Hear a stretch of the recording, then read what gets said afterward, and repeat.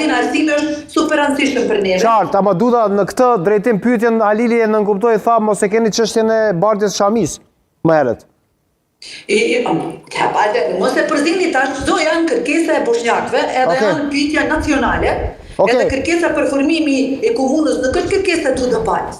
Është kërkesa e komunitetit bosnjak, cili unë si deputetja veç kam përcjell në vendin ku duhet. E qartë.